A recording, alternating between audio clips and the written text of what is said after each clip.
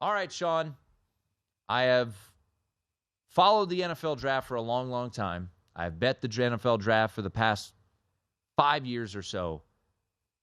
And this will be the first time that I'm going to put pen to paper and do a first-round mock draft. It'll be out on VSiN.com tomorrow. I still have to finalize the back end of it, but ultimately, I have a top 10, and I'm going to go through it here.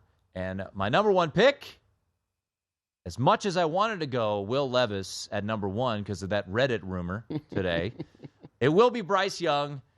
There is no surprise there. Number two, Sean, is where things get interesting.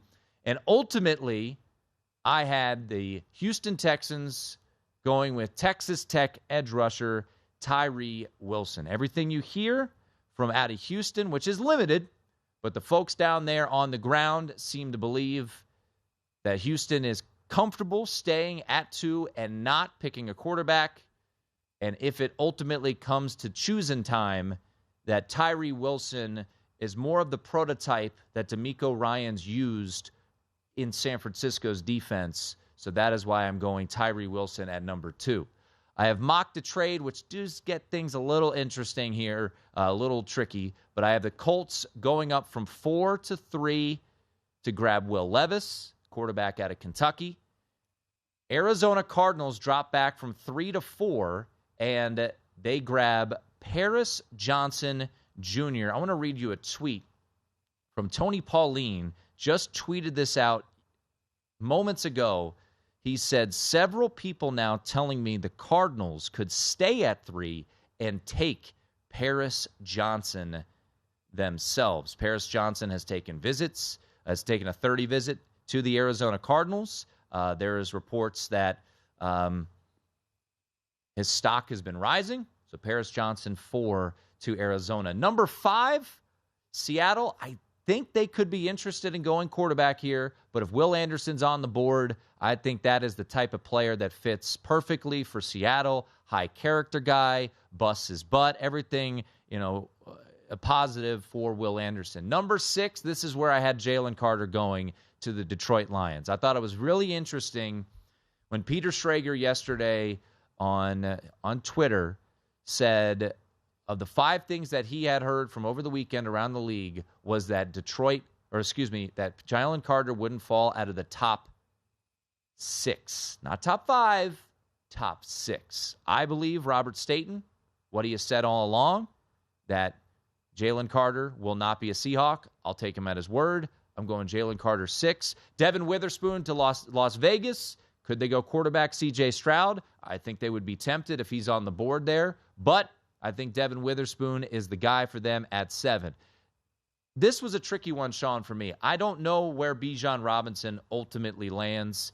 Sitting there at number 8, as talented as he is, I will say that Arthur Smith gives Desmond Ridder quite the asset to work with in Bijan Robinson. Some rumors flying around that Bijan could be going to Atlanta, so that's where I'll mock Bijan Robinson. I wouldn't be surprised here, Sean, if a team like Tennessee traded up to number 8 to get a quarterback at maybe C.J. Stroud. This is his spot. Number 9, I go Broderick Jones, tackle from the Chicago Bears. I reached out to Brad Biggs from the Chicago Tribune earlier today, asking him his thoughts, and if Paris Johnson was off the board, Jalen Carter was off the board, where could the Bears ultimately go? He felt like Peter Skoronski didn't necessarily fit what the Bears are looking for, so this would be a bit of a shock there. Broderick Jones going ahead of Peter Skoronski. And then to round it out, I have heard that the Eagles are very high on Nolan Smith. They like to draft Georgia guys. He's been a riser quite a bit. I think Nolan Smith goes number 10 to the Philadelphia Eagles.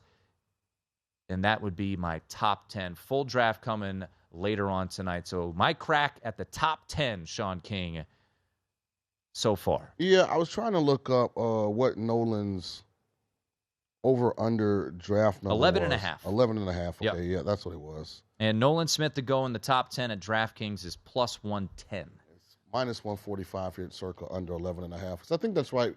I think Gannon is gone, the D coordinator, but Desai is there still.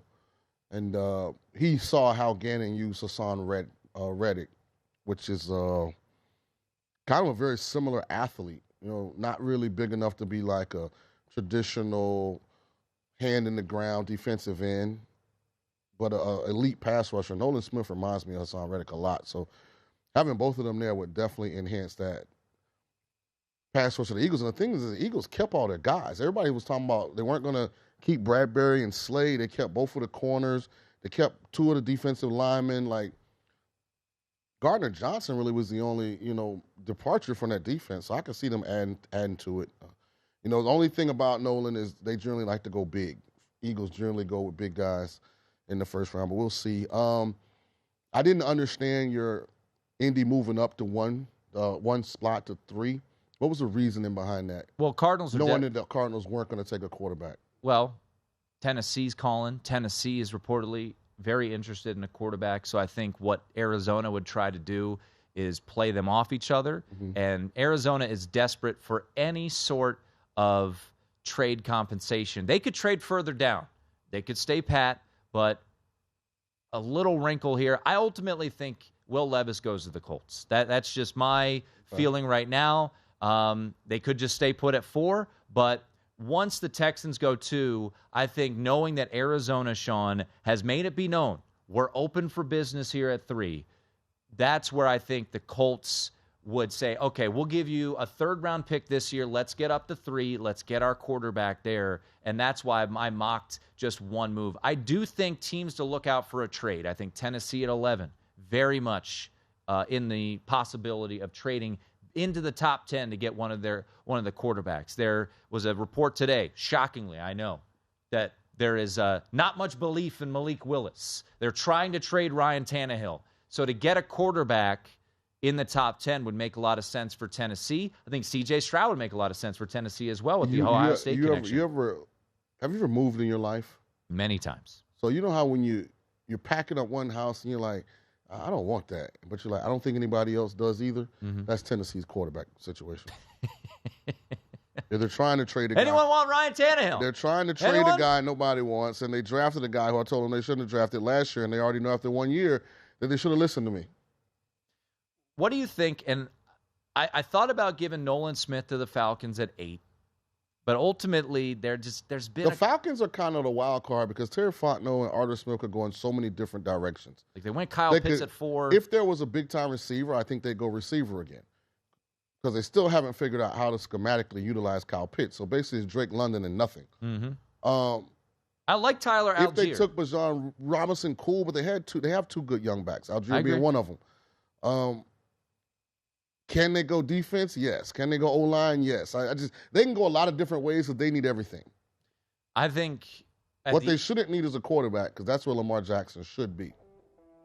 I think at the end of the day, while I think Bijan Robinson could drop into the high teens, there might be just a fascination about him wanting to go 8. So that was my first crack at the top 10. I'll have the full mock for you on VSiN.com tomorrow morning.